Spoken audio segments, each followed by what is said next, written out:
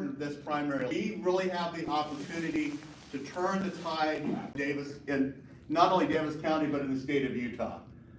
We have, I'll just put a plug in for Phil Lyman. He's an outstanding candidate for governor. I've known Phil once, we're from the same town, and he was a little bit older than I am, but good person. Phil spoke at my parents liked Phil enough, they spoke at my dad's funeral. But not only just a good person that way, but an excellent legislator and a fighter. Someone that we know who will stand up against the federal government and stand up for the citizens of the state, because he has a track record of doing so. So just want to say that, put a plug for Phil Lyman there. Also, some other candidates that we've endorsed as a Davis conservative: Tina Cannon for auditor. She would have been here tonight, but she's actually at an auditor conference. That sounds like fun, but she's up in Boise. She was going to try and get down here, but was not able to do so. We've endorsed her, and remind me if I forget somebody. So we've got Tina Cannon for auditor. And the Senate, we've endorsed Trent Staggs.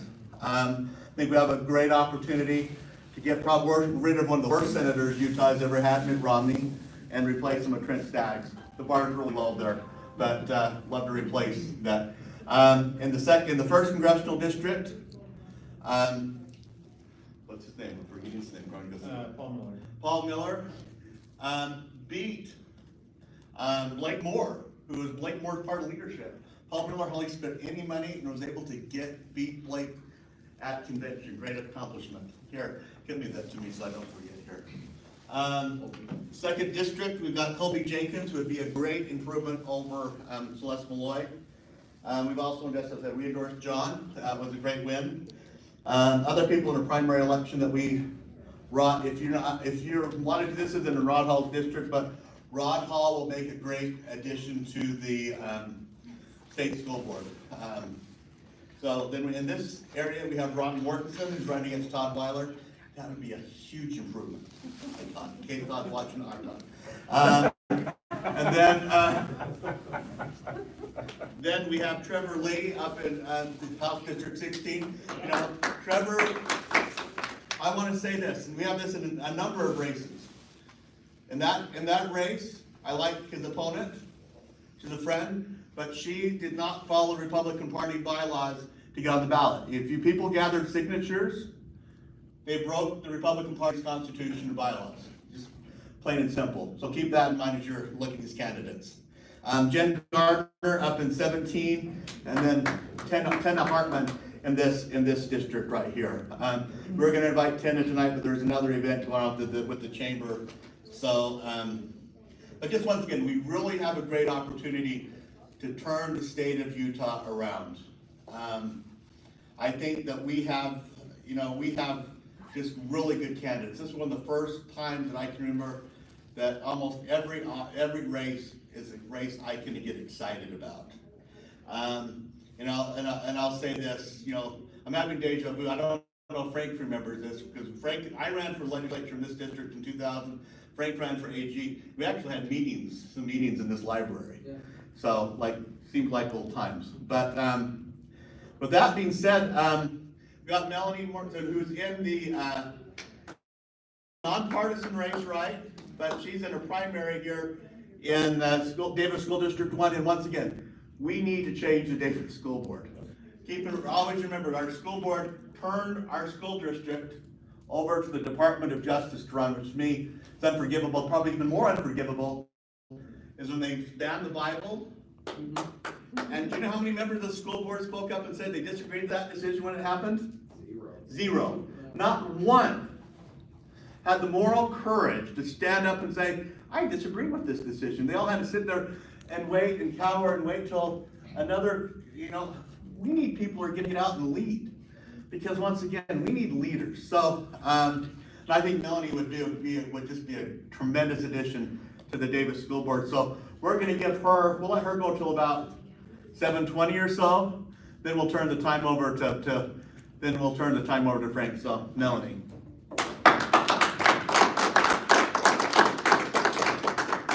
Oh, and just one thing, if you have not signed up for your name on our email list, if you're out getting email from us, please sign this, and we'll We'll get you out of and we'll get you at it. Thank you, Don, and thank you all for being here tonight. Can you hear me okay? I'm gonna make sure I have that on straight. Yep. I'm not a podium person, so yeah, it's good. I will keep trying, put it that way. Let's see if I can adjust the button. I'm Melanie Mortenson, and I'm running for Davis School District 1. There are 3 of us, so this is an interesting race in that it's different from pretty much everything else that's going on. We're nonpartisan, so we don't get to work with delegates, didn't get to go to convention. I did because I felt like delegates are the people that do the research. And delegates are the people that know the questions to ask and that vet the people, and I had fantastic conversations there, and was really grateful to have gone to have met so many. And let me give you a little background about me, so that, for those of you who don't know. I am the only candidate who's been a teacher before. I have a degree in Humanities and English Secondary Education, and it's a composite degree, and I taught for a year up in Idaho, and then for 10 years part-time at Centerville Junior. I love teaching. I'm an English, like I said, English major teacher, so I love books.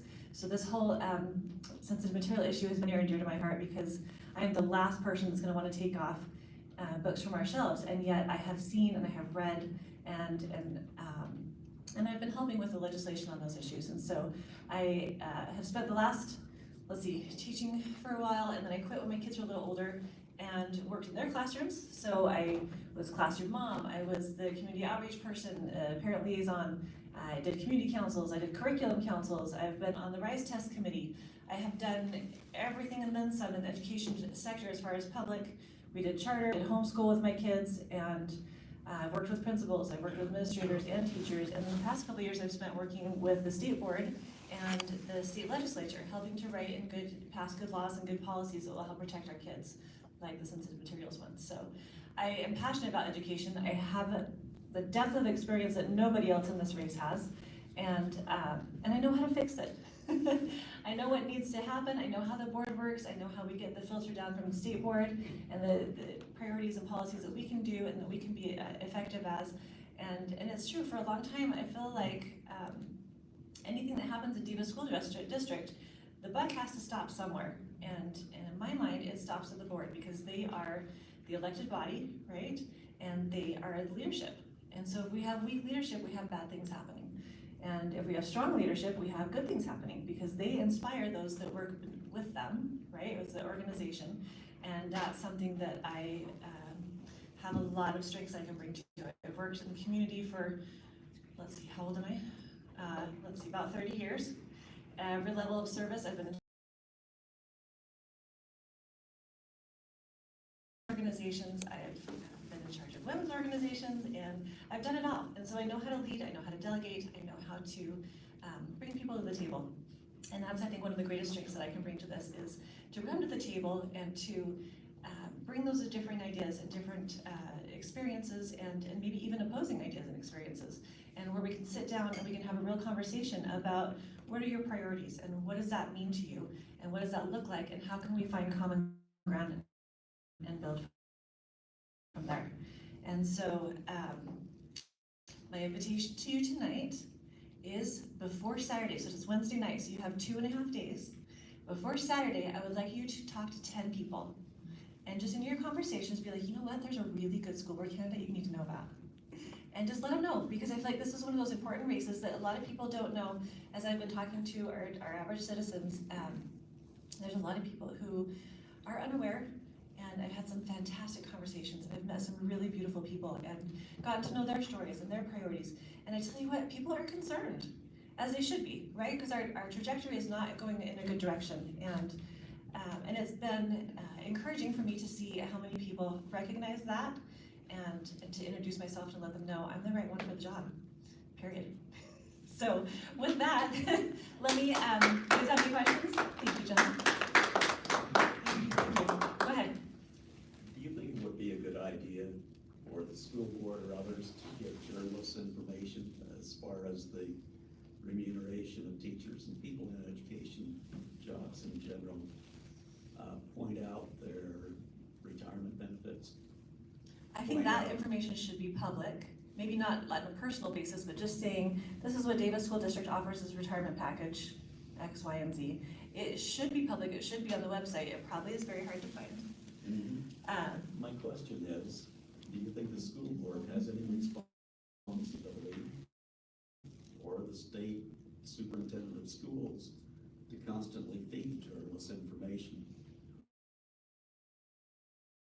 that allows them to give compensation in the state to other occupations? That would be We fascinating. constantly hear about those salaries, but we don't hear about the amount of paid vacation. Sure. We don't hear about the pension, which hardly anybody outside of government work has anymore, medical insurance coverage and other benefits. If you stack all those up. In fact, our starting salary right now is over 60,000, which is great. There's some caveats to that, and like you said, there's a lot of benefit packages. There's a lot of professional time that's required, over the summer and over breaks, stuff like that. And there's a lot that they still have to cover for their own classrooms. So that's one aspect I think we could improve on. I don't think teachers should have to pay for supplies for their classroom. And we have enough money in our district that I think we could take care of that easily. But I think it would be interesting. My only hesitation there is that a lot of times when you give information to journalists, they twist it. As we saw what happened with the state convention. I don't know if any of you, I was there. I did not experience what was reported, so.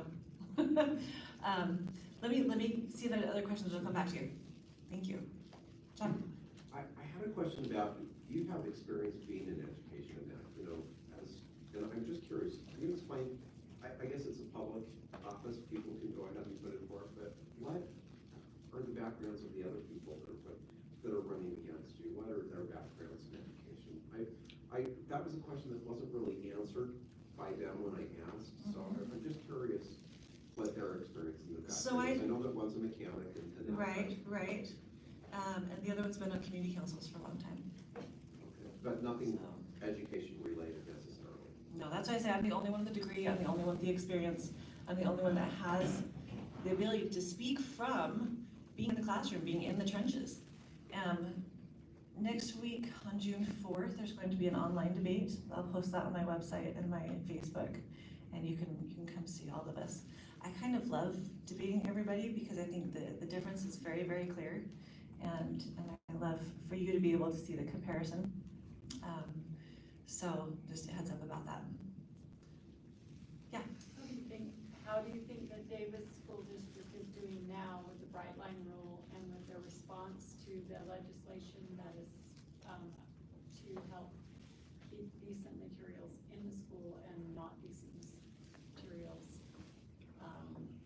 less accessible? Out. So this is a sensitive materials topic, and Davis is doing okay.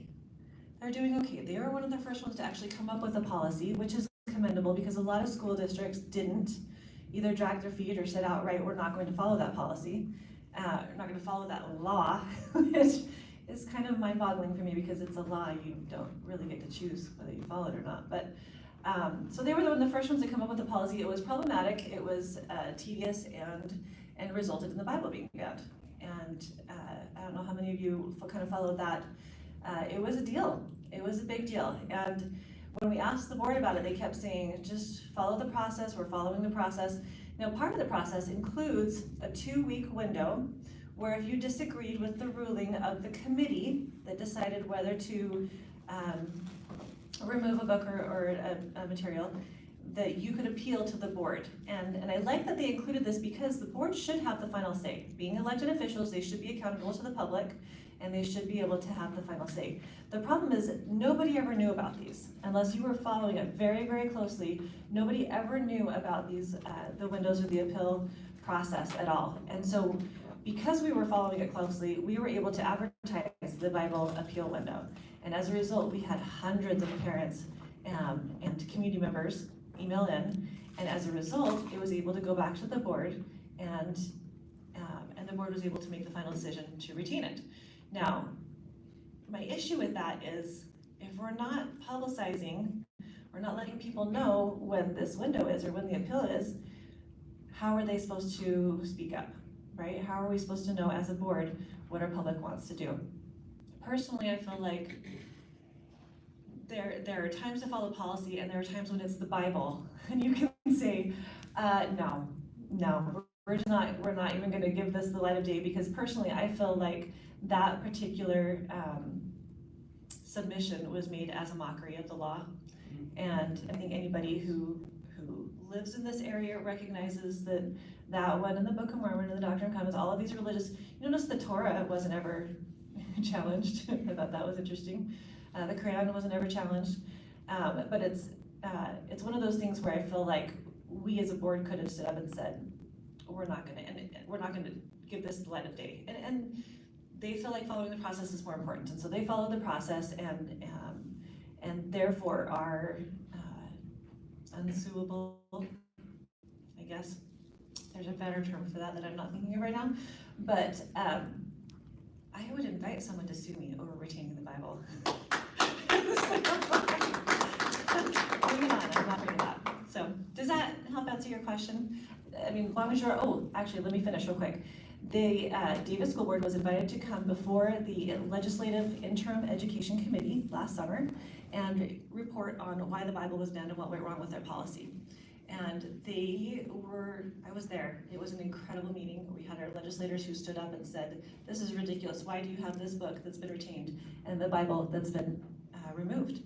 This is like, the discrepancy is huge. And he put up on the screen, this is Representative Brammer, put up on the screen an excerpt from this book that had been retained. And it was gross, you guys. It was one of those things you don't want to read because you can't get it out of your head. And it's just really, really evil. And called him on it. And I love that, because if we're going to have a policy, if we're going to have something to help protect our kids, it needs to be consistent. And so as a result of that meeting, they went back and they reviewed and revised their policy. I'm hoping it's better now. It's still taking too long, in my opinion. But, and there are some things like the committees are anonymous and we never get to see their thoughts. And so thankfully, we worked with one of the assistant superintendents who was in charge of writing the policy, and they included an aspect where the committee can still remain anonymous, because we don't want them to get criticized one way or the other, but they can review, or they can submit their report and say, this is why we decided to keep, or this is why we decided to remove. And so I appreciate that, because that gives us some transparency into why they made the decision, and I think that was a good add. So it's getting better.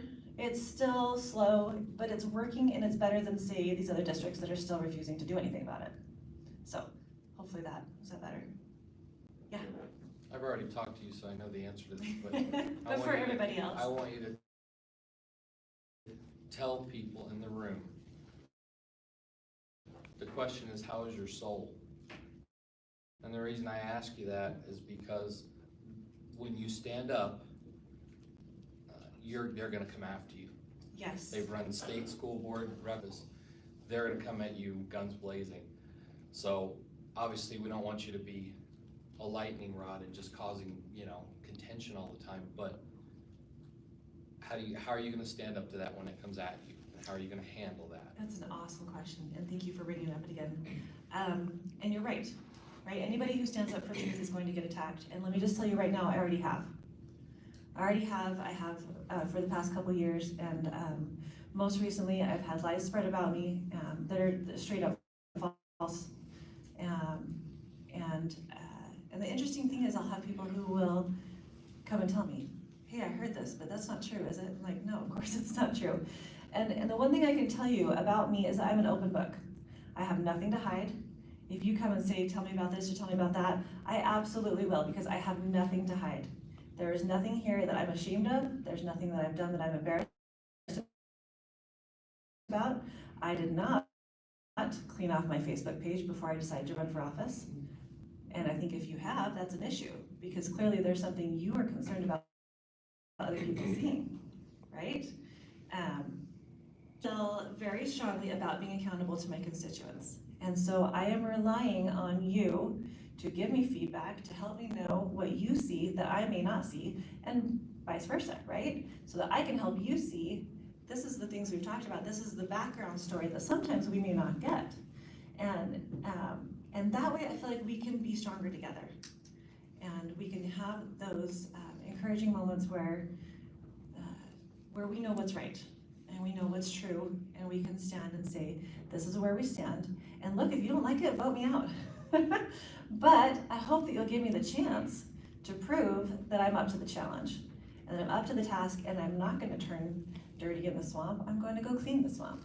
The Davis County little baby one. Yes.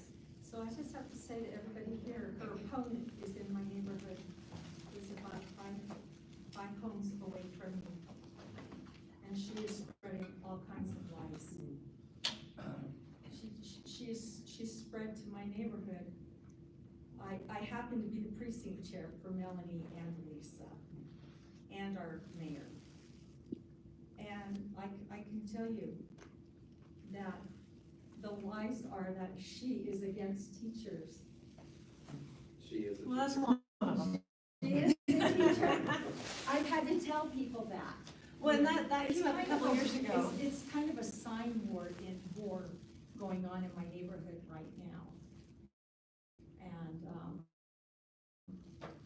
And people just don't want to cause bad feelings.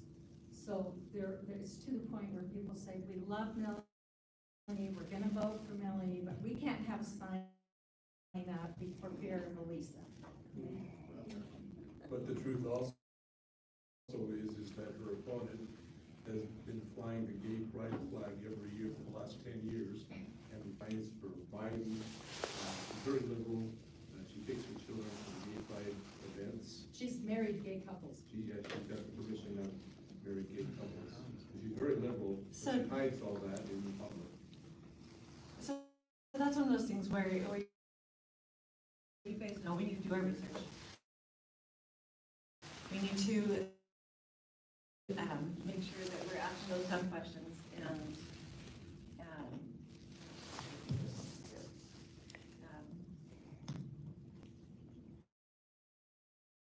yeah, go ahead.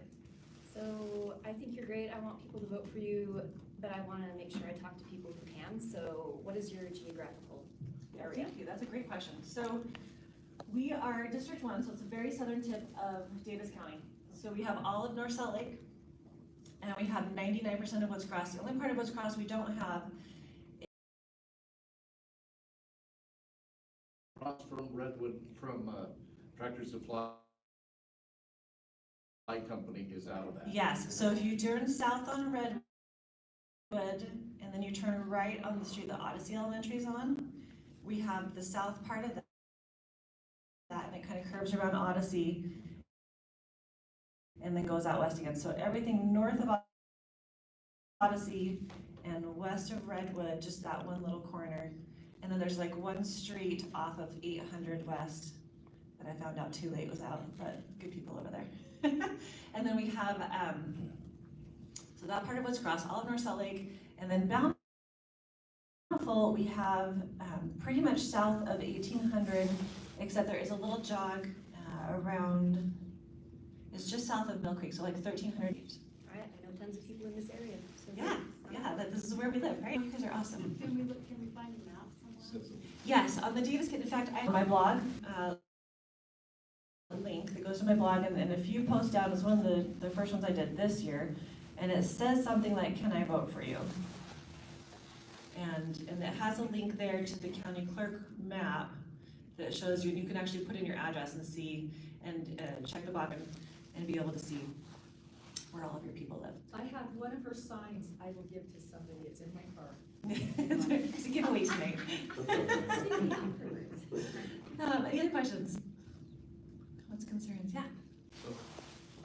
I don't know, like, how bad this may be or may not be in Davis County, but it seems, at least through hearsay at least, statewide, the administrators' pay compensation is much greater than teachers' salaries.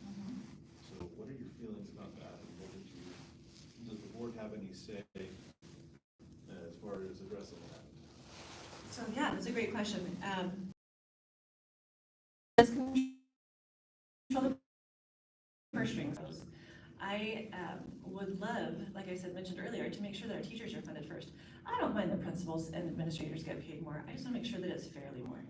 And I don't mind that district gets paid. I just want to make sure that we are taking care of our basic foundational needs before we pay our administrators, or not our administrators, sorry, our district level. I feel like if we can go from a bottom-up approach and take care of our paper and glue sticks and tissues, and full-day kindergarten didn't have these snacks in January. They were out of snacks. And you know what their administrator says? Sorry, we're out of budget for that. And I've heard from teachers already, they got a new language arts curriculum this year. That's another question I have. Why do we keep changing curriculum? If we have something that works and we're getting high test scores and it's a data-proven, evidence-based curriculum, why are we changing it? So that's something I would love to dive into. I have a whole bunch of questions, but let me finish real quick and then, I feel like if we are taking care of our teachers and we're taking administrators next, and we can take care of district last. That's right, and I would love to dive into that some more, kind of see, I know there's lots of formulas and there's lots of people, we are a huge school district, so I will admit that there's stuff I don't know, but I'm willing to learn. And I'm willing to put in the effort and the footwork to whatever it takes to be able to learn.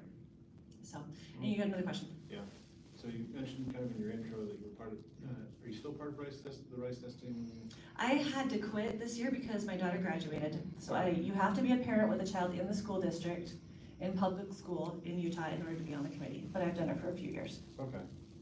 So what benefits do you feel like RISE testing gives for the students in Davis County? None. Alright. Like zero. That's another thing I would love to dive into. We have way too much testing. We have over testing, and I don't think that that much testing is giving us the results that we want. If we want to get those results, what we need to do is focus on learning. We need to focus on direct instruction. We need to focus on having good, solid curriculum to give our teachers to work with so that they're effective in their teaching. And that's what has worked historically. Why are we changing that? Because technology is king. And technology is actually inhibiting our kids' growth. It's actually, there's a whole bunch of science I could go into, but that's where I get soapboxy, and I want to leave Frank some time. Okay, that's the right answer. So yeah, so my issue with RISE is that I would much prefer having good solid curriculum and having teachers be able to test on that. And then we can report that data. Whereas this is a state mandated test and that's why it's given, and I opted my kids out every year because I don't believe in it. And I feel like we could get much better results and we could get those results faster, and then we could do something with them to help those students who are falling behind in whatever, because we'd be able to see the results and something to plan for the next year. So yeah. Back to his comment about transparency and his about salaries, would you be open to pushing for an audit? Oh yeah, 'Cause I I would feel like love to do an audit. When I had a friend who ran for the state representative for our district, and he did some research, and he was going through and seeing how many, people above teachers were making six-figure incomes, and he stopped at 100 in Davis County, Oh wow, and he didn't even go through them all. yeah. So there's your money Yeah. for teachers and classrooms right there, absolutely. but you'd have to Absolutely. push, would you be open to pushing for an audit and saying, hey, Yes. where's this money going? Do we need this job? And, Are and you look, worth yeah, 100,000? let me just say, I don't want to be firing people, right? I'm Right. not here to take away jobs. But I have to be fiscally responsible with our taxpayer dollars. And what we've been tasked to do is educate children. And so in Davis County's motto, Davis School District's motto is learning first. So let's focus on learning first. And I think an audit would be hugely helpful with that. And so in fact, I have a call in to Tina Cannon and ask how that would work. But I think knowing where the money's going and who's getting paid what, and especially if we do that bottom-up approach, it will allow us to say, okay, we only have X number left for the district. Let's see where we can be more efficient. Let's see what we can do better. And I think an audit would definitely help with that. Do you want to help me? Yes. Yeah, Calling sure. all CPAs. His wife said yes. That's right. Awesome. I think you're awesome. Maureen. Okay, I have two questions and you can answer both or one or either. One of them is your position, feelings about the surveys on Emotional learning. emotional learning. Mm-hmm. And then the other one, I'm not at school, so I don't even know the name of it, but I know that it's been a big thing.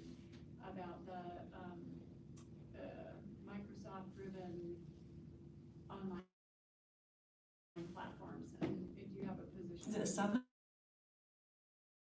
Is that the one you're thinking of? Yeah. So glad it's out. Here's an interesting little FYI, little tidbit for you. It took us 5 years and thousands of parent pleas and emails and texts, and we had psychiatrists and we had pediatricians. 5 years to finally get Summit out of our system. Park City School District got rid of it after 6 months. Isn't that interesting? And they have other issues, but we won't go there.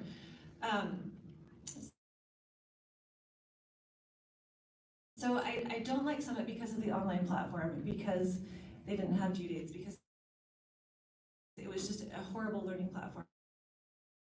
And I know that we had a number of schools that were built around that, and that was pushed by our former.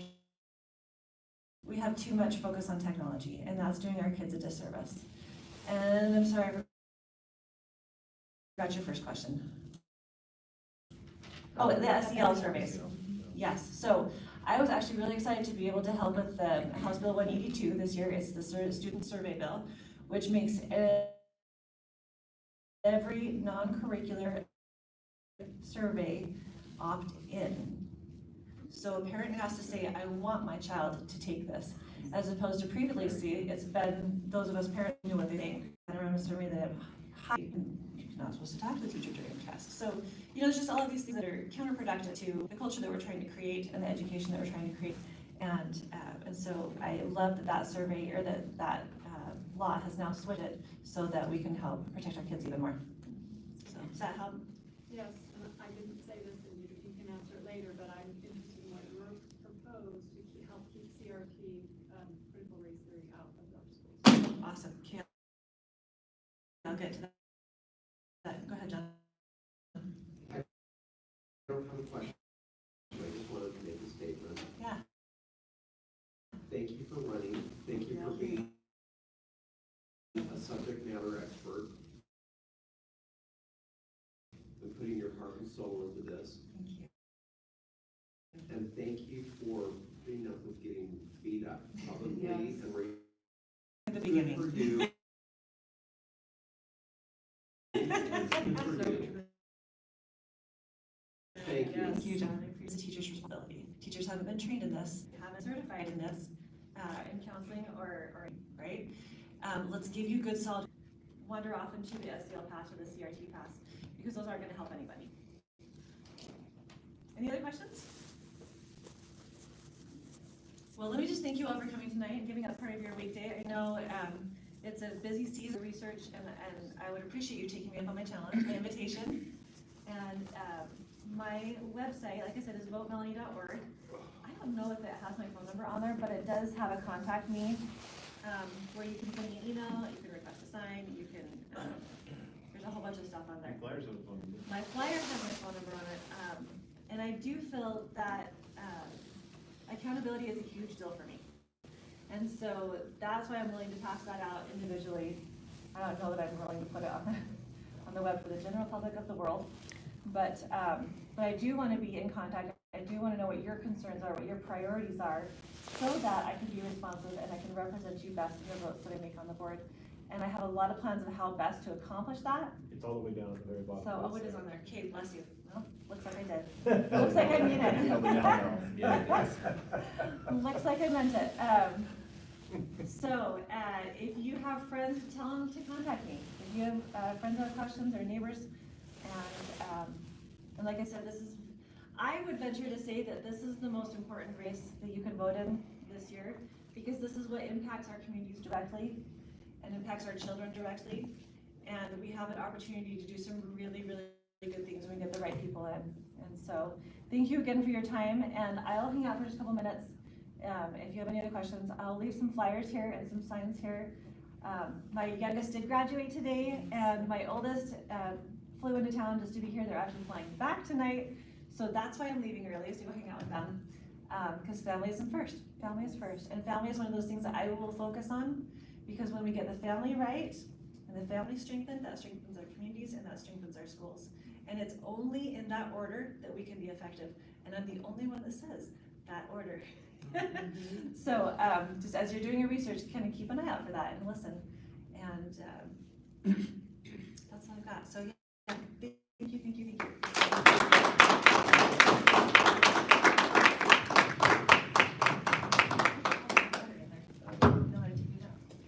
So, just one thing before we get Frank up here, one thing I forgot to mention is, the Davis County Republican Party is, hosting a Get to Meet the Candidates event.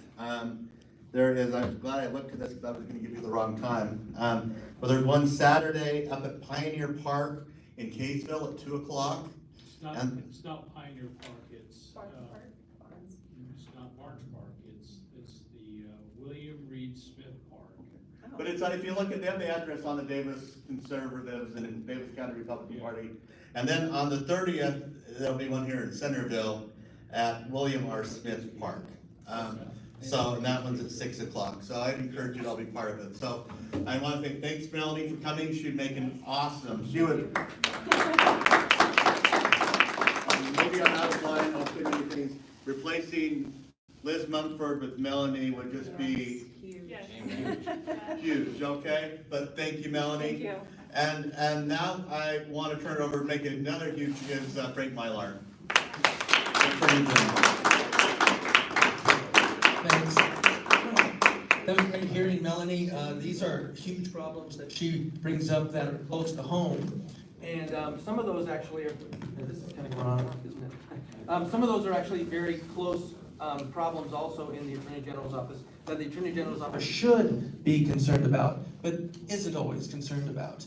One of the things that I've highlighted is protecting girls' sports and bathrooms, for instance. I believe we should protect them without exception. There's no reason to have crazy exceptions. It doesn't make any difference to those girls who have to be in there with a boy in their locker room or playing sports, whether they have T-blockers or not, right? It's just simply ridiculous. And someone really needs to stand up to this because nobody really has been. Boy, You can try wrapping it around your hand. you think that's good? Talk to the future county commissioner to get that fixed. All right, maybe I'll hold his space here in a little bit better. But in any event, this is something that is extremely important. I knew that these Title IX rewrites were coming out because I'm associated with Alliance Defending Freedom. And Michael Ferris, who was the head of that, he also started Homeschool Legal Defense Association. He's endorsed my campaign because he knows my work. And that's something different about my campaign, is that all the people pretty much that are endorsing me, especially attorneys, actually know my work, including the sheriffs. Almost to the person, everyone that's endorsing my competitor's campaign has no idea how their legal work is. You know, some of them are even from out of state. They could not know anything about any of us, let alone the candidate that he endorsed. And so there's a lot of smoke and mirrors, like Melanie was saying about lies going around, you know, in the AG race as well. And you just have to be ready for it. And there's going to be stuff you have to deal with. And I'm prepared to deal with that because I've been fighting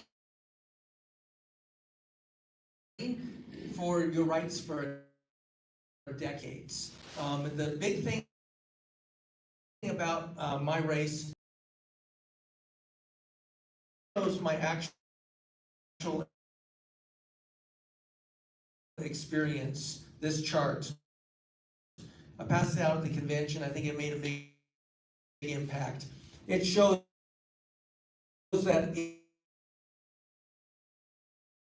in just federal court alone, the three candidates, I have 247 cases in federal court that I've litigated, and mostly one, by the way. Many of those are moral cases, like pro-life cases, free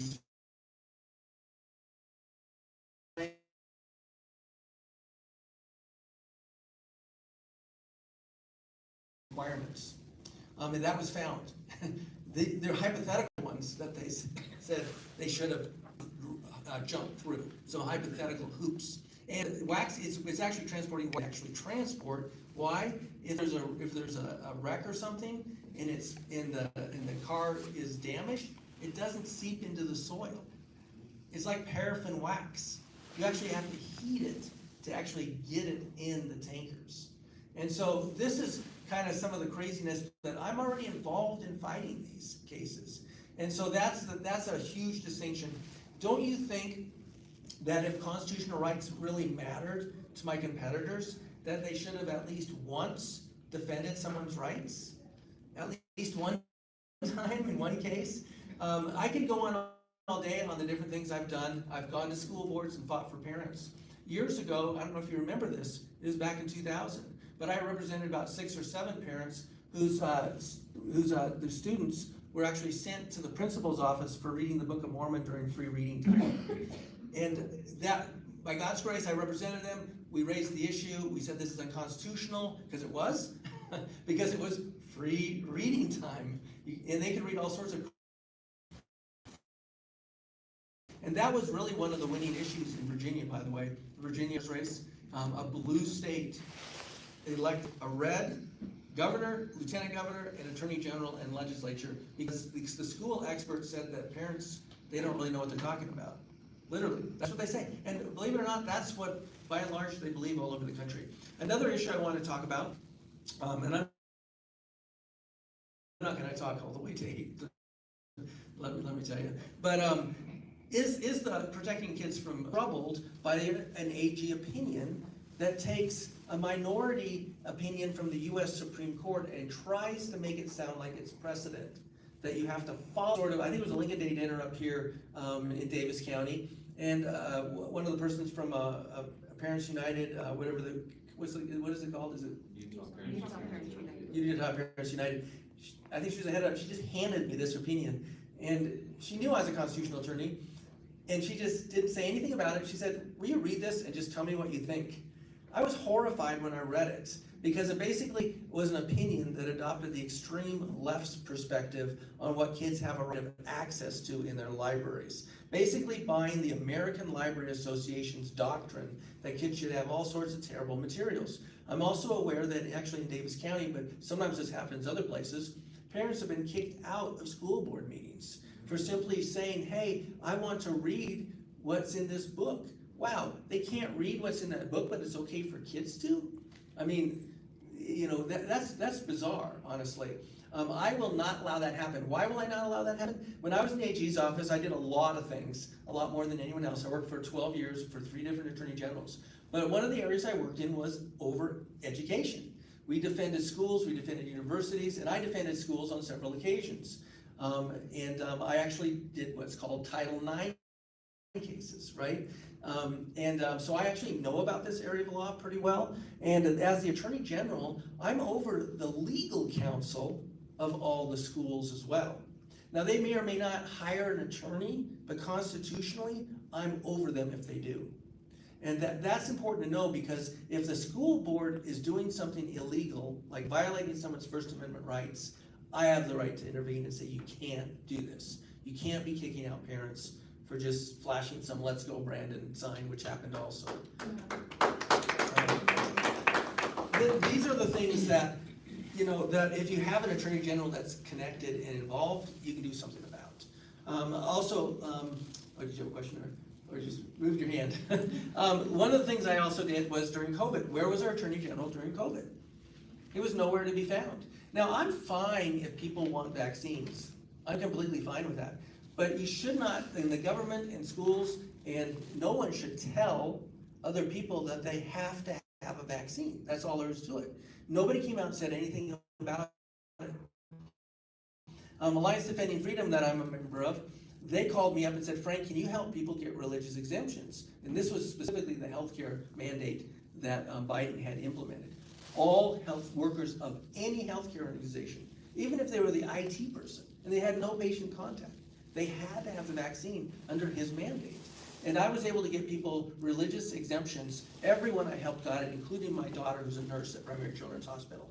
And so people actually came to me during COVID and would ask, hey, can our school meet, or can our church meet, or whatever? And I would be able to tell them, yeah, there's something actually called the First Amendment, both the exercise of religion, but also freedom of association. But also, what I would bring to the point is that these places are not places of public accommodation. A church isn't, and neither is a private school. And yet they were being treated that way during certain parts of COVID. You know, so this is something that needs to be, you need someone in that office that will actually express these kinds of concerns and raise these issues and deal with them in a good way. And there also used to be something called HIPAA, right? Where was HIPAA during COVID? I mean, honestly, this is crazy, you know? You should actually have some confidentiality regarding healthcare decisions. And like I said, I'm fine if people wanted to get a vaccine, but some people actually had heart problems. Just heard the other day from an obstetrician from Florida who documented that it had a significant increase in miscarriages, a huge increase. And why were they even giving the COVID vaccine to pregnant moms? They were actually in different states. They were actually mandating that take it even if you were pregnant.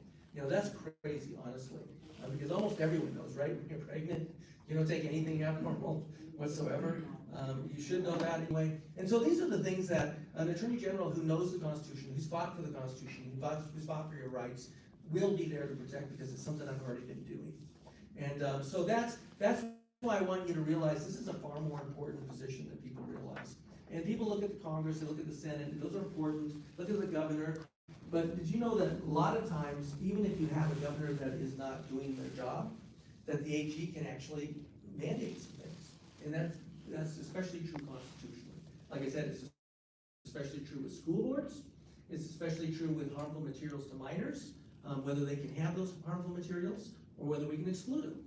And it's my opinion and belief, and the law supports, that we can exclude harmful materials to minors. And so this is something that it shouldn't, and it is honestly, I agree with Melanie. I think that they wanted to ban the Bible just to actually make it look like it was ridiculous.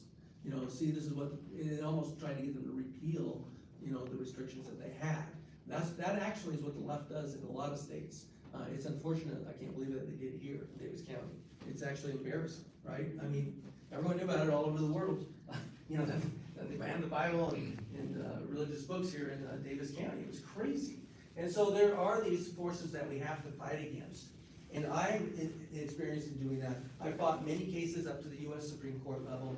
I'm the only one that's actually had Utah Supreme Court arguments as well. 3 times I sued Division of Child and Family Services and won substantial settlements for my clients. And so if you want somebody that's going to fight for your rights, it makes sense that you vote for somebody that's actually already doing it. And that's why I asked for every one of your votes here today. I want to open it up for questions. What questions do you guys have? Yeah. So are you willing to prosecute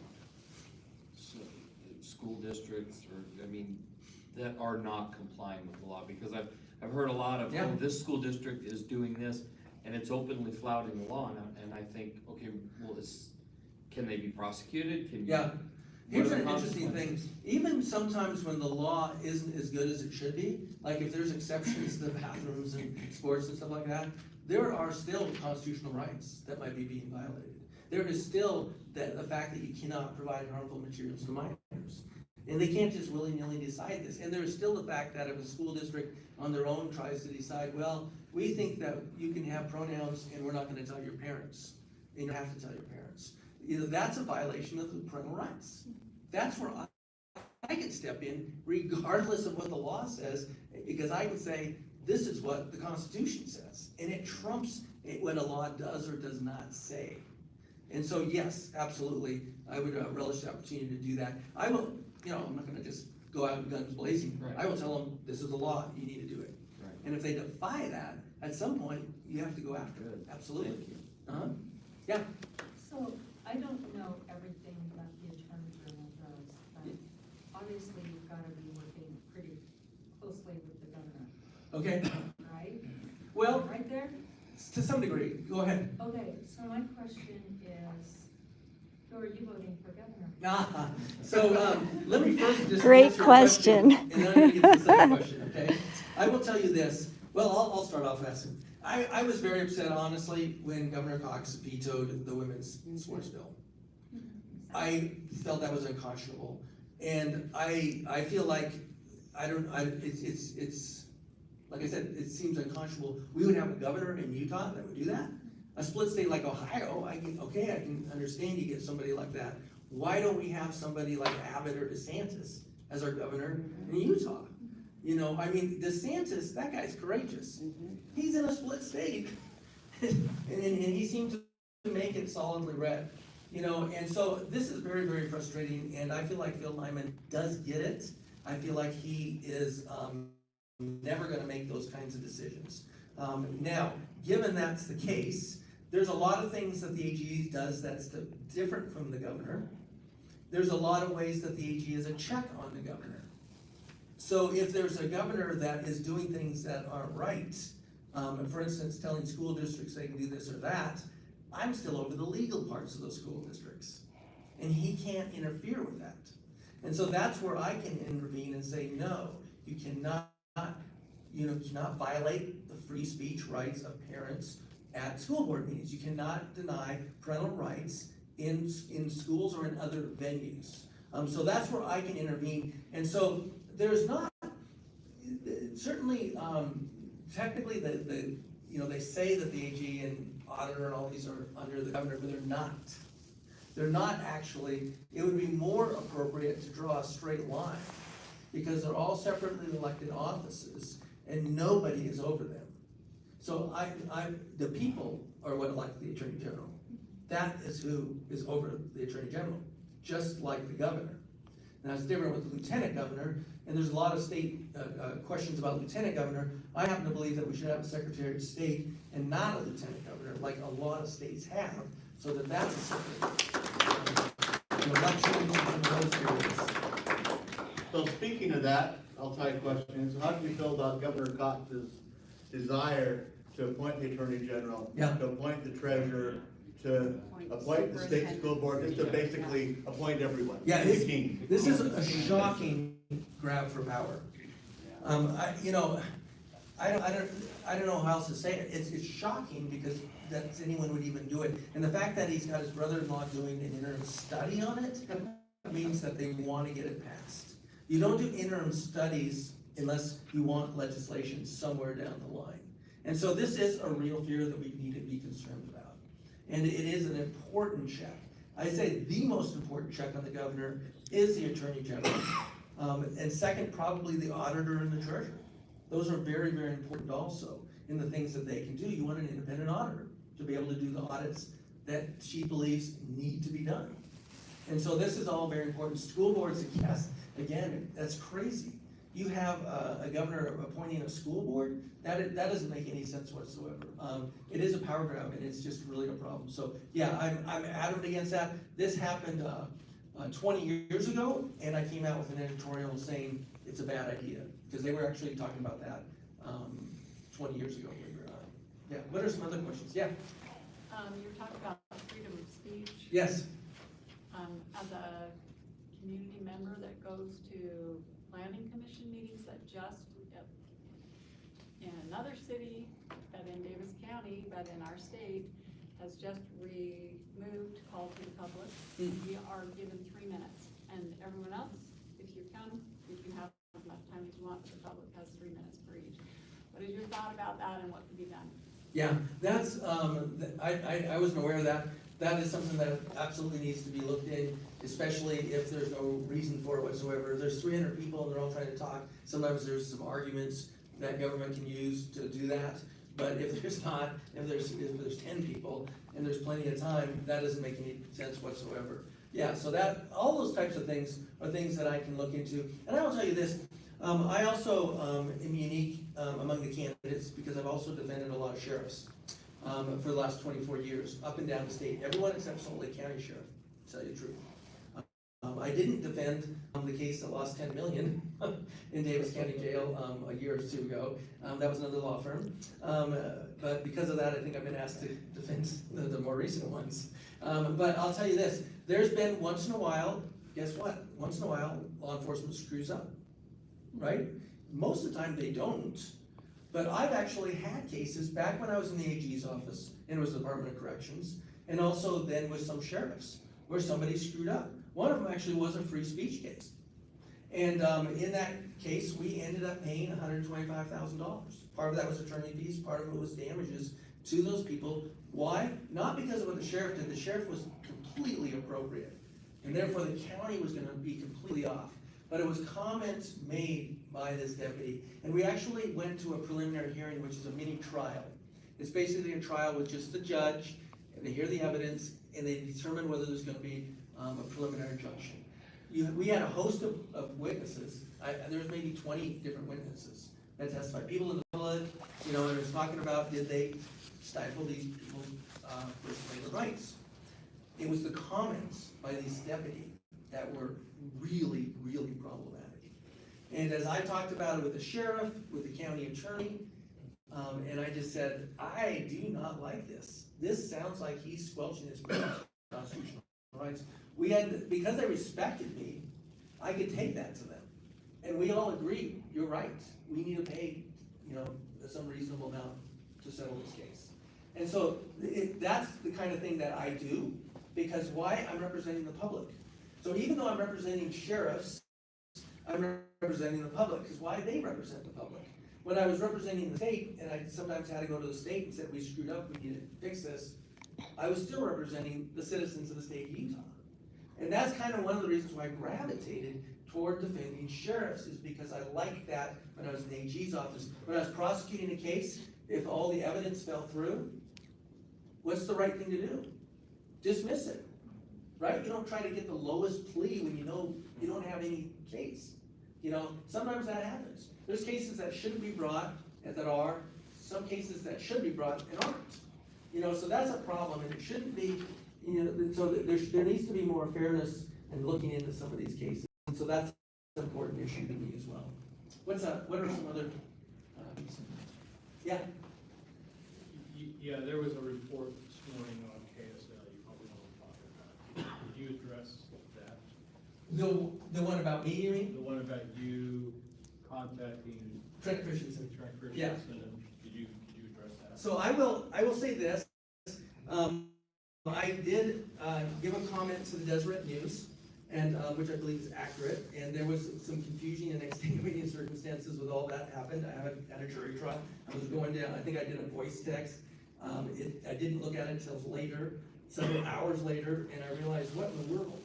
And I retracted it, and I'm just gonna refer you to the article, and the reason I'm gonna do that is because if I'm representing somebody in this situation, I tell them to not say anything and not talk about it, go through the regular process. I'm comfortable doing that. I'm gonna be going through the normal process and see how that winds down. They may dismiss it out right away. We'll see, but I think there's good reasons why they should. I don't wanna actually be accused of trying to fight the case in the public arena, if that makes sense. So it was not your intent No, to do what was allegedly done? correct, but that's what it says. That's why I stated the way I did. And that's why I was horrified when I saw it, and I immediately retracted it a couple times, and before he responded, and he said that he was good, he understood that, he had no problem with it, and, in fact, he lied and said that I haven't showed it to anyone, and he already had, and I'm never gonna show it to anyone. And, so he was completely good, there's no question about it, and, so it's politics. Yep. That's what it is now. And so I'm gonna let that fight out in the criminal justice system. Yes, I had to hire an attorney. I'm gonna have to, shell out some money for that, and that's fine. You gotta get used to persecution, right?